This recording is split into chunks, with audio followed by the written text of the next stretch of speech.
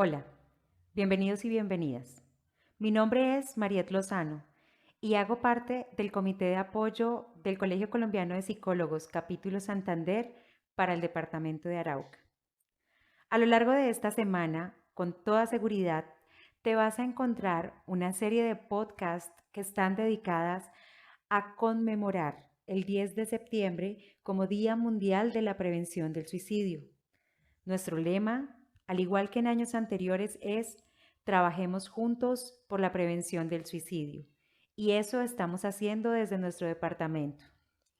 Hoy vamos a hablar acerca del concepto de suicidio y quizá algunos datos curiosos en torno a su historia. Y sucesivamente cada uno de estos días te vas a encontrar con algunos y algunas de mis colegas que desarrollarán temas supremamente interesantes en torno al suicidio. Esperamos que al final de cada uno de nuestros podcasts puedas darte la oportunidad de dejarnos un comentario y a la vez compartirlo con tus conocidos y conocidas, con tu familia. Quizá con esto estés ayudándonos a trabajar juntos y juntas por la prevención del suicidio. Para empezar, quiero contarles que el suicidio viene del latín suicidium, que es el acto por el que una persona se provoca la muerte de forma intencional. Como datos curiosos en relación con la historia, quiero contarles que en la antigua Atenas las personas que se suicidaban sin la aprobación del Estado no eran dignos de recibir los honores de un entierro normal. De hecho, el suicida era enterrado sin asistencia en los alrededores de la ciudad.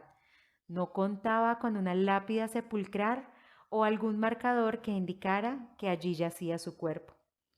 Sin embargo, el suicidio era considerado una forma de mantener el honor o incluso evitar la humillación.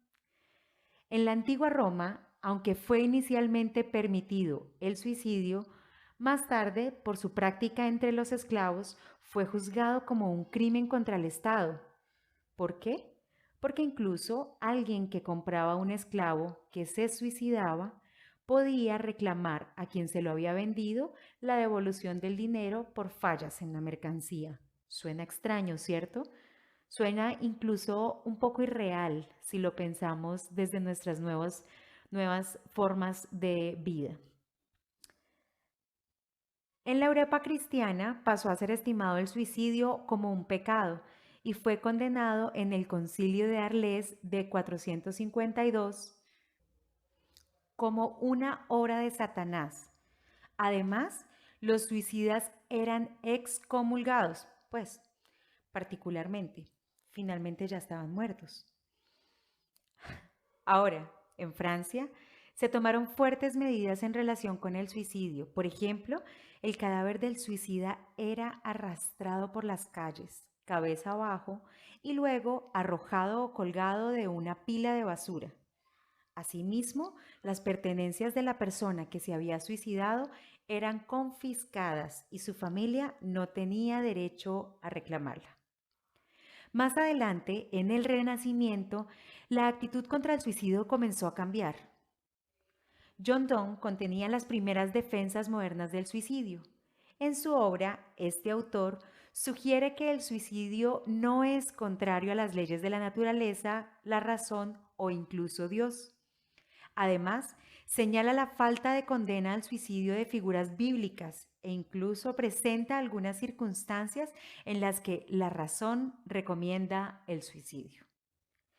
La secularización de la sociedad comenzó durante la época de la Ilustración, que cuestionó las actitudes religiosas tradicionales en contra del suicidio y se presentó una perspectiva más moderna del asunto.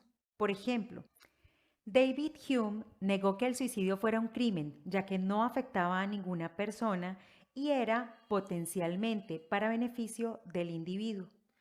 En sus ensayos sobre el suicidio y la inmortalidad del alma en 1777, Hume asegura que un hombre que se retira de la vida no hace daño alguno a la sociedad. De hecho, lo único que hace es dejar de producirle bien. Y si esto es una ofensa, es sinceramente de la más modesta especie. Ya para el siglo XIX, en Europa, el suicidio pasó de considerarse causado por un pecado a ser causado por la locura. Por otra parte, se convirtió en el objetivo de comentarios satíricos como el de Mikado, musical de Gilbert y Sullivan, que ironizaban sobre la idea de ejecutar a alguien que se había suicidado. Irónico, ¿cierto? En 1879, la ley inglesa comenzó a distinguir entre suicidio y homicidio, aunque el suicidio resultaba en pérdida de los derechos hereditarios, al igual que el homicidio. Y ya en 1882, Inglaterra permitió al suicida recibir un entierro durante las horas de luz, es decir, durante el día. Y para mediados del siglo XX se descriminalizó el suicidio en la mayor parte de los países occidentales. Es curioso que hayamos revisado algunos apartes de la historia en relación con el suicidio. Pero para terminar este pequeño podcast de hoy, quiero que todos y todas conozcamos que la conducta suicida está dividida en 4 momentos. La primera, una ideación suicida, en la que tan solo se contempla la muerte como una alternativa ante las dificultades que el sujeto está viviendo. Posteriormente, cuando la idea empieza a cobrar un orden, una lógica, un mecanismo y quizá una fecha y un lugar, se habla de plan suicida, que más adelante, cuando este plan se ejecuta y no cumple su cometido final, que es la muerte, se constituye la tercera fase de la conducta suicida y es la tentativa. Pero al final encontramos el suicidio consumado. Quiero pedirles que mañana sigan conectados y conectadas con nuestros podcasts, trabajando juntos por la prevención del suicidio. Mañana los va a acompañar Andrea Moreno y nos va a dejar muy claro cómo identificar esos signos de alarma que nos permitan darnos cuenta si alguien alrededor nuestro o incluso tú mismo y tú misma pueden estar contemplando el suicidio como una solución para tus dificultades. Feliz día.